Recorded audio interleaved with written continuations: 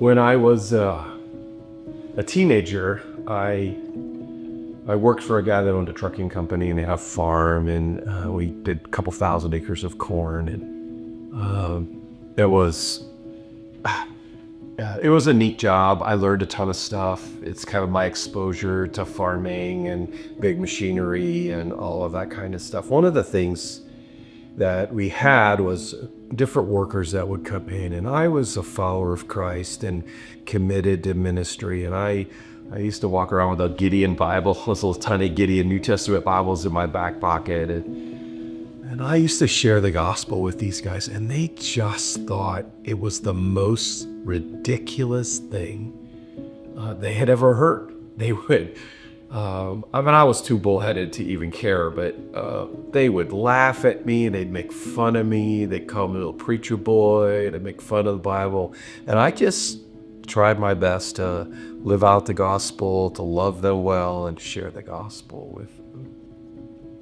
I never knew how they responded to the gospel, but I know this.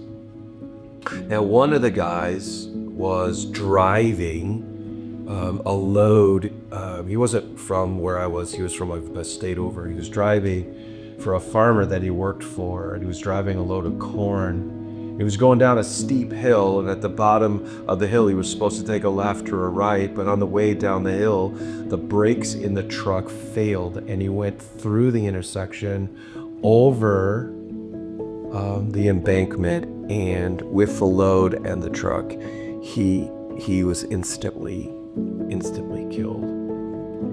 And I've often thought about, like, whether or not he actually ever responded to the gospel. Like, I know in the moment he would have only just been frantically trying to solve, how do I stop the truck? He would not have been trying to solve, what do I do with Jesus? And this coming Sunday, we're going to talk about kind of the testimony of Paul and this moment that Paul gives to the king to respond to the gospel. And we're going to unpack his answer to the gospel. And I'm going to challenge our audience, both the follower of Jesus and the people that are exploring what it means to be a follower of Jesus, in their response to the gospel of Jesus. Because life has no promises of tomorrow. And we're going to unpack that on Sunday.